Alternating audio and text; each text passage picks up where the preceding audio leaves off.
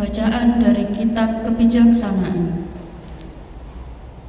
Sungguh tolol, karena kodratnya semua orang yang tidak mengenal Allah sama sekali. Mereka yang tidak mampu mengenal Dia yang ada dari barang-barang yang kelihatan. Walaupun berhadapan dengan karya-karyanya, mereka tidak mengenal senimannya. Sebaliknya, yang mereka anggap sebagai Allah penguasa jagat raya ialah api atau angin ataupun badai, gugusan bintang-bintang atau air yang bergelora, ataupun penerang-penerang yang ada di langit. Jika dengan menikmati keindahannya mereka sampai menganggapnya Allah, maka seharusnya mereka mengerti betapa lebih mulianya penguasa kesemuanya itu. Sebab Bapa dari keindahan itulah yang menciptakannya. Jika mereka sampai terpesona oleh kuasa dan daya, maka seharusnya mereka menjadi insyaf karenanya. Betapa lebih kuasanya pembentuk semuanya itu. Sebab orang dapat mengenal Pencipta dengan membanding-bandingkan kebesaran dan keindahan ciptaan-ciptaannya. Namun demikian, dalam hal ini mereka hanya sedikit saja salahnya, sebab mungkin mereka hanya tersesat. Tetapi mereka mencari Allah dan berkuasa dan berusaha menemukannya. Karena sibuk mengamat-amati karya-karya Allah dan menyelidikinya, mereka hanya terpukau oleh apa yang mereka lihat, sebab memang indahlah semua yang kelihatan itu. Tetapi bagaimanapun mereka tidak dapat dimaafkan, sebab jika mereka mampu mengetahui sebanyak itu, sehingga dapat menyelidiki jagat raya, mengapa mereka tidak lebih dahulu menemukan penguasa semuanya itu? Demikianlah sabda Tuhan.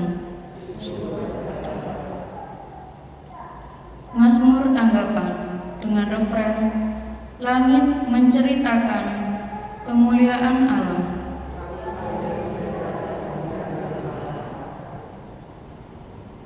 Langit menceritakan kemuliaan Allah, dan cakrawala memberikan karya tangannya. Hari yang satu mengisahkannya kepada hari yang lain, dan malam yang satu menyampaikan pengetahuannya kepada malam berikut. Langit menceritakan kemuliaan Allah.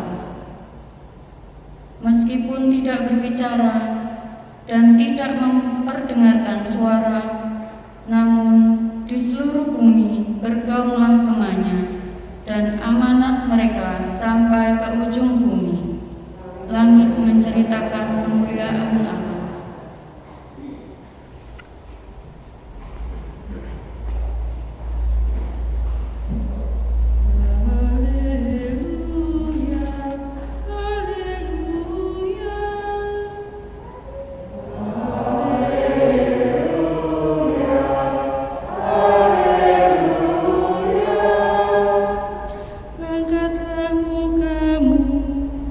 Sebab penyelamatmu sudah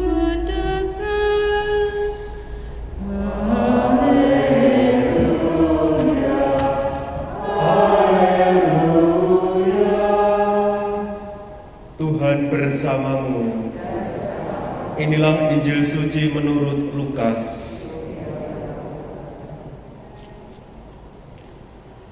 Pada suatu ketika, Yesus bersabda kepada murid-muridnya, "Sebagaimana halnya pada zaman Nuh, demikian pula kelak pada hari Anak Manusia.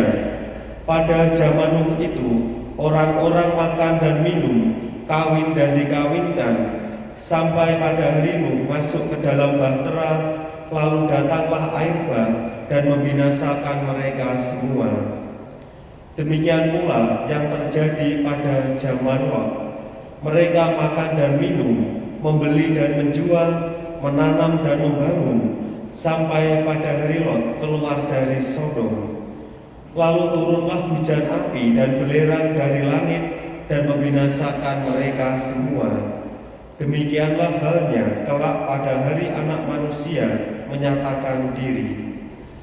Pada hari itu, barang siapa sedang ada di peranginan di atas rumah, janganlah ia turun untuk mengambil barang-barang di dalam rumah. Demikian pula yang sedang berada di ladang, janganlah ia pulang. Ingatlah akan istri Lot.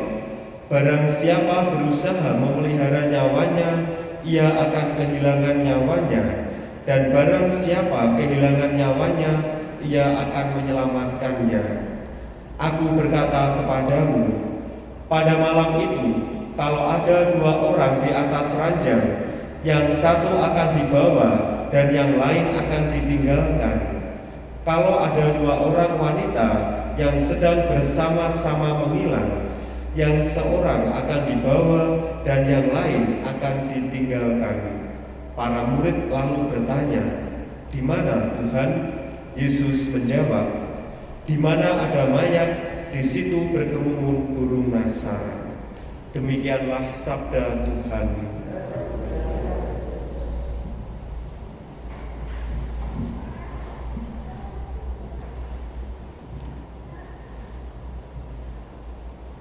Saudara-saudari yang terkasih, melalui sabda Tuhan yang kita dengarkan dalam Ekaristi pada hari ini, Yesus mengajak kita semua untuk merenungkan tentang kedatangannya untuk yang kedua kalinya, yaitu Yesus datang di akhir zaman sebagai hakim bagi setiap orang. Kedatangan Yesus untuk kedua kalinya berarti bahwa semua orang dan kita semua dipersatukan di dalam kemuliaan Tuhan. Gambaran akhir zaman yang dikisahkan dalam Injil Lukas dalam Ekaristi pada hari ini, kita bisa belajar bagaimana dari sejarah keselamatan yang dialami melalui peristiwa zaman Nuh dan zaman Lot. Dua peristiwa yang menggambarkan Nuh sebagai orang yang taat dan percaya kepada Allah, sehingga dia melakukan apa yang diperintah oleh Allah. Sedangkan ketika zaman Lot, mereka mendapatkan hukuman, digambarkan hujan api dan belerang dari langit sebagai gambaran orang yang kurang percaya. Akhir zaman seringkali digambarkan sebagai suatu peristiwa yang mengerikan, padahal sejatinya akhir zaman merupakan suatu masa dan suatu kesempatan di mana kita semua memperoleh kesatuan dan kemuliaan bersama Allah sendiri. Nah, saudara-saudari yang terkasih, maka menjadi permenungan bagi kita bersama sebagai orang Kristiani, bagaimana kita menghayati panggilan kita akan kedatangan Kristus untuk kedua kalinya. Apakah kita mengimani bahwa Yesus akan datang sebagai Raja, Yesus datang sebagai hakim, sebagai Allah yang benar-benar memberikan kemuliaan hidup bagi kita semua? Maka di sana kita percaya dan kita akan mengusahakan hidup sekarang ini dengan pertobatan dan kebaikan. Demikian pula sebaliknya, kalau kita kurang mengimani atau tidak percaya dengan kehadiran Kristus di akhir zaman, maka bisa jadi kita akan menyia-nyiakan hidup kita dan tidak ada usaha membangun pertobatan. Saudara-saudara yang terkasih, kapan anak manusia menyatakan diri, kita tidak tahu semuanya, tetapi Yesus senantiasa memberikan tanda-tanda dan dia terus-menerus mewartakan bahwa dia akan datang untuk kedua kalinya bagi keselamatan setiap orang. Maka marilah sebagai orang beriman kita mengusahakan hidup kita dengan pertobatan, mengusahakan kebaikan-kebaikan sehingga kita mempersiapkan segala sesuatunya dengan baik sehingga kelak waktunya mengalami hidup kekal di dalam kemuliaan Allah sendiri.